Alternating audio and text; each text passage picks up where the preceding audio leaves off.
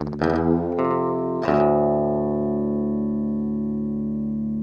in a little bit on where we'd like to see these fish and seasonal movements.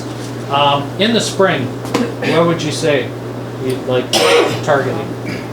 Well, you're going to look for that warmer water, obviously, and warmer water is usually the colored water. So you want to look for that pea green water. You know, Shane mentioned that Grimsby event, and it brought something to mind. On the first day, we usually pre-fish Thursday and Friday. On the Thursday, we fished our home area in front of Port Weller, Port Dalhousie, Charles Daly. There was a few fish around, but it wasn't great. That night, we looked at a satellite map. And if you guys use the satellite imaging, we look at the satellite map, and we noticed down the Grimsby where there was a whole zone of really nice colored water. So we said to ourselves, you know what, let's try that, hit that on Friday. It's a long haul, but it'll probably be worth it. Fishing's not that great around home. So it just so happens that morning, we had engine trouble, and we weren't able to go anywhere. We spent the day on the dock fixing the boat. But we had made the call, we figured, you know what, Saturday, why not, let's just do it, and let's just go for it. We figured the water was there, we figured the Kings would be there. So we shot down there, and I think we were 11 for 12 that day on Kings. Had a really decent box. They ended up canceling day 2, so we ended up winning that. But again, that was just something that, you know, we didn't even pre-fish that water. We just looked at the satellite image, using the tools that are available to us on the internet, and figured out, you know, temp maps and all that. That's where the Kings are likely to be. So yeah, like I said, that warm water outflows from whether it's Charles Daly, Port Dalhousie, Niagara River, obviously. We'll probably touch on that a little bit more. Welland Canal. There's always nice Lake Erie water coming out of there. Is there any specific sites you use for the imagery? Satellite imagery? You know what, offhand, It's called MODIS. Yes. Yeah, MODIS? MODIS. MODIS. If you Google it, you can probably find it or there. if you Google Great Lakes satellite image, Yeah. you'll see maps of the Great Lakes. Okay. And then you can click on different areas. They've just changed their website as well, so if you save the URL on your computer, bookmarked it or whatever, just check it. It will tell you that it's been rerouted to a different URL. Change your URL and you'll be all set for the spring. Yeah. What did you get your fish on in the spring? That event there, oddly enough, they were almost, I would probably say, 7 or 8 of them were caught on fire tiger Bernowskis. I think we might have threw a bomber in the mix because we only had a couple of Bernowskis. At the end of the day, I think 4 of our 6 rods were running fire tiger stick baits. Yeah. That's a bomber long A. Bernowski is very similar in its design as well. Yeah. For salmon, Chinook salmon especially, there's a short window of time in the spring that we get them on stick baits. And, you know, like what you're talking about, late April and maybe the first week of May is generally that time frame before they start to slide out a little bit deeper. Yeah. Targeting the smelt, typically, right? It's going to take the smelt more so than usually before the alewife come in. We're targeting the stick baits. Yeah. But like Shane said, sometimes it could be quick. It could be 2 weeks and it's done, and then you're on to spoons. And once those fish move off into the deeper water, and that Niagara River water flows out to the bar area, and it's kind of a whole different game. I often consider spring fishing, there's 2 types of spring fishing. There's inside water, you know, you're 50, 60 inside, and then once those fish move out to the Niagara bar, you can get them as deep as 180, 200 feet down off the bar, and you're still talking maybe the first week of May. And that's where your tactics change dramatically from what you're doing in those first 2 or 3 weeks and what you're doing the next 2 or 3 weeks. Yeah, another good bait too is the ally, the Moon Eye Minnow. And one of the benefits I find to their baits especially is they remove that first hook. So instead of a 3 hook arrangement, they've already no longer add that first hook.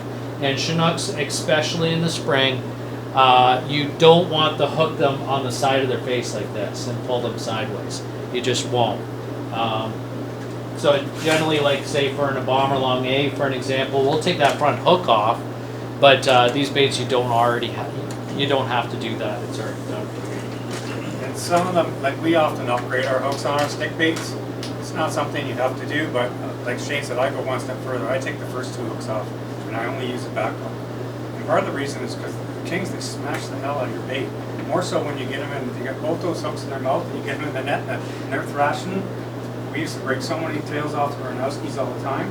You find it was easier if you just got one hook, and it didn't really seem to affect the action of the bait, so we put number 2 owner hook on the back. Treble or salmon? That's good. You want to watch that you don't oversize the hook too much where it kills the action of the bait. You still want to retain the action of the bait. What do you think? I'm trying to think the treble hook size. I use number 2. Number 2s? Yeah, I'll Yeah. use number 2s. Yeah, that makes sense. Yeah. It's on the verge of being too big, but you can usually just put it in the water and look at the action, right? And see what it's doing. Yeah, yeah. As far as speed is concerned, the first thing in the spring, what do you think? The water's typically still cold, so we're not going super quick. And again, if you're running sticks, you know, I'm thinking 2.2 to 2.4 is probably pretty normal. I like it to be that because I usually still like to mix in a couple of spoons. So if I get going too slow with my sticks, if I'm doing 1.8 or 2, maybe my spoons aren't going to act quite the way I want them to. So, I mean, first day out, if I was fishing and, you know, what do we have? 42 degrees, 41 degrees, I'm probably throwing down 4 sticks and 2 spoons. And then let's just let the fish kind of dictate what they want. You know, maybe throw a lineman in the mix or a plug in the mix as well on a 2-color that pour down the chute or something like that. This is another good option. Yeah, plugs are an interesting addition to your spread as well. They're very erratic. They dart back and forth like this, and often what we'll tend to also do is first thing in the morning, for an example, is run it on a short lead on your downrigger. And when those fish are active and they come in and they see that lineman or J plug, or in this case salmon candy plug, they're already interested in coming in close to the boat, so you can really get their attention and potentially hit them. Yeah. How short on the downrigger? Good question. It's often where the bait is just flopping on the surface, and I'm hooking it up. So it's literally less than 5 feet. That's for, you know, for me, it's usually the first hour or 2 of fishing, and then it comes off. If it's not getting bit anymore, it's coming off, and then replaced with something else. Yep. Spoons. I think at that point, you know, after the stick baits are done, then we really do kind of focus on spoons, and then get into the cut bait and a little bit deeper as well. Yep. During that transition. Often at that time of the year where we're talking about, you know, the fish are, you know, not necessarily hugging close to shore anymore, but starting to come out into that 40, 50 foot of water. We see them often on the Niagara bar, on top of the Niagara bar, and even in the plume where the water is coming out into the trough. Spoons. It kind of brings closely with my tactics when I'm fishing for those fish in particular. You agree? Yes, for sure. Usually when we're fishing, if you're talking about the trench or the hole right at the mouth of the Niagara River, it's a really interesting area. We're almost all spoons because I just find the sticks there don't run quite as well because there's so much current. You know, 1 minute you're driving into the current and the current's racing 3 miles an hour down, and then you're going back and you're flying down river. So I just found the spoons work a little bit better. One other thing that we often, and we'll talk about cut bait a little bit later on, but one thing that you might want to try in the spring too is we'll often run cut bait, but we'll run it clean. I don't like to run a lot of flashers in the spring on that inside water. So when I'm talking 50 and inside, I'm never putting a flasher down. That's just me. I know some guys do have some success, but we will run some cut bait on a rig or on a diver, but it's just the head, right? We're not putting any flasher on it. We're just running probably 55-inch lead to the head, putting that cut bait on, you know, put it 15 feet behind the rigger or on your 10 feet on lead on your diver, and just let that roll. And it's sometimes when the fishing's tough in the spring, that might get you a few extra bites or something to keep going. That's good. Yeah, some of the spoons that you find work really well in the spring. Hog Wild, very good one. And then you get into your typicals, you know, your green alewives, for an example, green dolphin. On the bright, sunny, flat, calm days, something like that. Very, you know, very bright colors, lots of silvers. On those, you know, low light condition days, do lots of, you know, contrast colors, like 42 second. This one here particularly has a gold back. I actually like a gold back sometimes too. Don't hesitate to run silver, but also gold back as well. First hour or two of the day, or at the dusk hour, Mongolian beef is a good one. And then, as you probably have heard many times, is that raspberry carbon. It's been very, very good with the glow back. So those are you know, stuff that you want certainly in your tackle box when you're getting out there for that spoon bite for sure. The other thing is too, does anyone here run cheaters or sliders? Previous? Yeah? Does everyone know what a slider is or cheater is? No? So basically, you throw a spoon down on your rigger, 15-foot lead, whatever you want, and then let's say you're fishing 60 feet, so you put it down 50 feet, 10 feet off the bottom. Now you get another piece of leader line, usually 6 to 8 feet long, you put a snap on each side of it, okay, and then you attach the spoon to that, and then once your rigger's set, you just attach that snap onto your line and toss it out. That will now slide down, that's why it's a slider, it'll slide down roughly to where the bow of the line is. It'll start eventually, if you leave it there long enough, it'll creep its way down pretty close to the bottom, but that's usually where it settles. A fixed cheater is basically, you're just taking, there's fixed cheater devices out there, but I just use an elastic band. You number 16 elastic band, you get them at Staples, and you just half pitch it on your line. So you'd run your rigger down 30 feet, and then you half pitch that onto your line, hook the snap through it, hook the snap around your line, and then send that down. Now that's a fixed cheater. So it'll stay exactly at 30 feet. You can run it anywhere you want. You know, sometimes if we're trying to get that extra bite, that coho bite, we'll run cheaters up high. We'll run them 5 feet below the surface with our main line down to 50 or 60, hoping for a coho bite. And that's just back, I mean, you can practically see the spoon 4 feet, 5 feet under the water, 5 feet beyond the boat, and those cohos just come up and smack it. And basically what it does is it releases the elastic band, and then it'll slide down to the bottom of your line. So that's the concept. But it's a good way to get an extra bait in the water in the spring. I only like to do it when I got a spoon on the bottom. I don't run them with flashers if I'm running the flash on the bottom. Because to be honest with you, when you get a small fish on that, you're going to have a hell of a mess when it runs down into that flasher that just tanks it all the We try not to do that. Yeah, sliders are one thing that you want to do as well is just when you see the bite happen on your rod, just pay attention, because often, you know, if it's the main line off the downrigger, you'll see your rod, it'll jump and then pop off, right?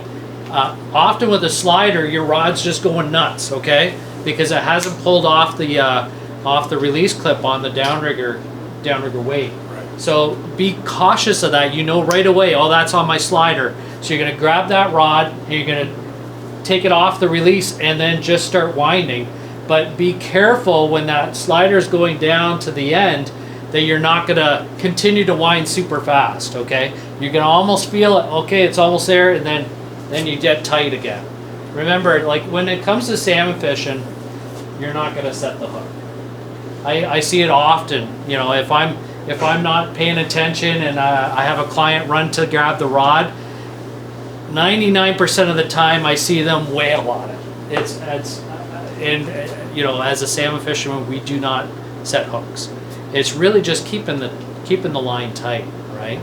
And let the hook do its work in getting the fish in. Often, you know, the setting of the hook will either bust your line or will end up pulling hooks, more so than anything. So yeah, just keeping pressure. But the same thing with the slider. You're just gonna wind and then slow it down when it gets to the end, and then tighten up, and then that fish will be on without busting off your like your whole setup basically.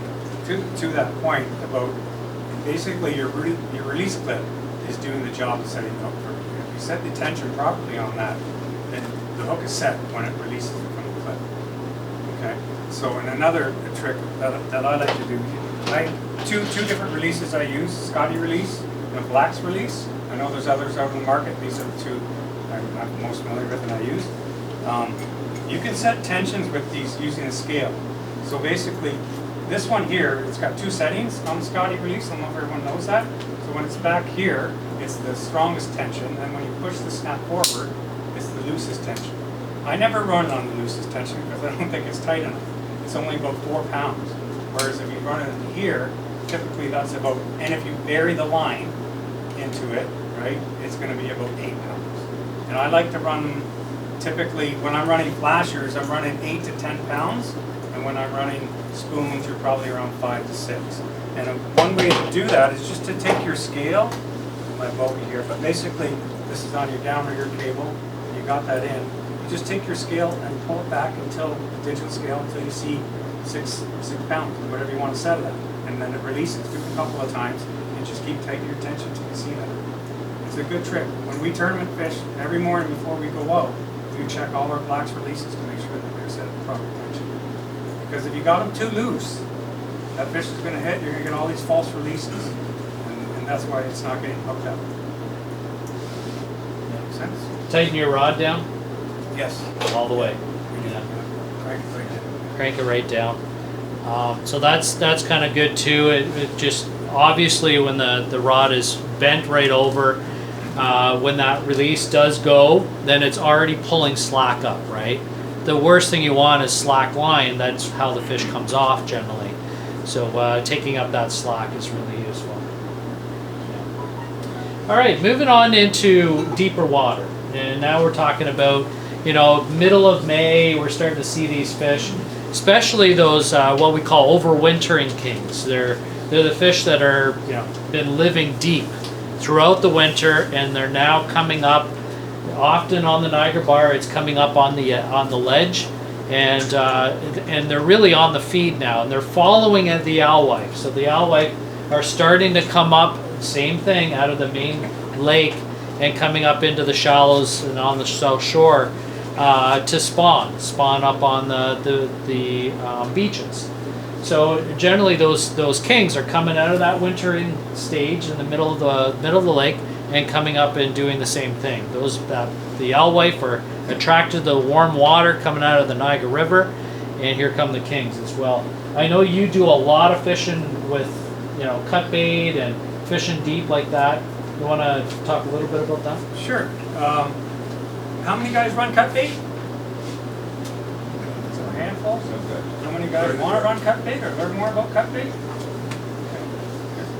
Yeah, we spend 10 minutes on this. Yeah, absolutely. Or more.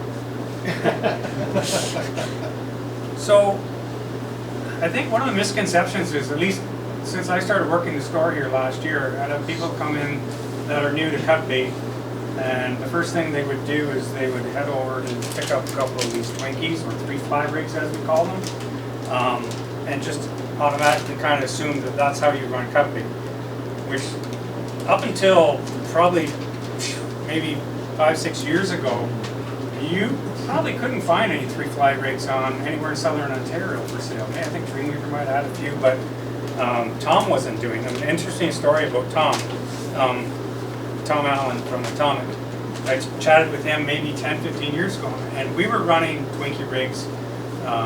We got them from John King, ordered them through the US online, and I said, Tom, why don't you make some Twinkie rigs? And he said, you know what? I don't want to hurt my fly business.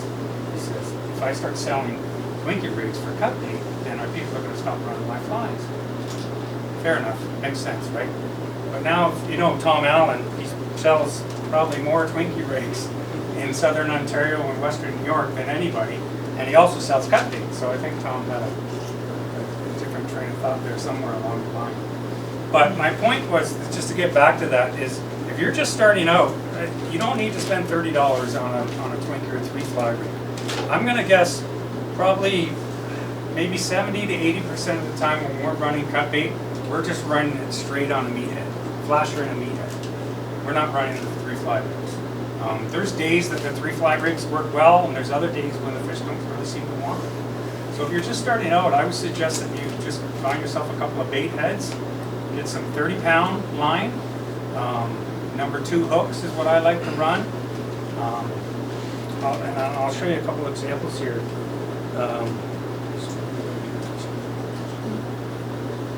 So this is, if you're running a big flasher, and this here flasher, if you don't have white lightning in your arsenal, I suggest you buy one, and Shane will probably attest to this. And it's funny, I looked at the stats in the store before I came. I think we've sold 180 of these, probably in the last 2 years. And I don't think the next closest hotspot flasher was only up to about 50. So that kind of tells you something. Right? White lightning flasher, really good. But anyways, getting back to that. So when you're running the 11 and 12 inch flashers, your lead, you want it to be roughly about 72 inches. We go anywhere between 66 and 72 is a fair number. A couple other tricks when you're running cut bait. Make sure you got a bead chain. Okay, don't tie that directly to your snap. Okay, the bead chain is essential because it allows, if you get any moss or anything on this and it fouls up, your bead chain hopefully should keep working. And you need this. What's the single most important thing running meat? Anyone? It's the roll, right? Yeah, 100%. So how do you get a good roll? We find, and this isn't for everyone, we run 30-pound test, fluorocarbon. We run number 2 hooks and a good bead chain, because there's lots of factors that affect that roll. If your line's too heavy, and I know some people will run 40, but it affects your roll. If you got a big number 1 hook or bigger on there, it's going to affect your roll. If you got your meats too thick or too big, it's going to affect your roll. And that, you know, we haven't even put it in the water yet. Now you put it in the water, and you have current, and you have current. Undertow? Speed, sorry. Speed, yeah. Current and speed is going to obviously affect it. So again, just want to watch that. Now we're running an 8-inch paddle with a meat head. These are going to be more around 52 to 56 inches long. Okay, a little shorter. And that's just a rule of thumb. There's nothing to say you can't put a 72-inch lead on an 8-inch paddle, right? Or there's nothing to say you can't put a 52-inch lead on an 11-inch paddle. But just as a rule of thumb, that's what we do. I know a tournament team that actually, back in the day, they don't fish as much, these guys as much, but they swore by 20 pounds fluorocarbon. And they swore that the lighter the line, the better the roll. Now they would put up with a few breakoffs by doing it, but they always figured that it was worth their time to get those extra bites that they feel other teams were doing. And they were very successful. And they were almost strictly meat fishers.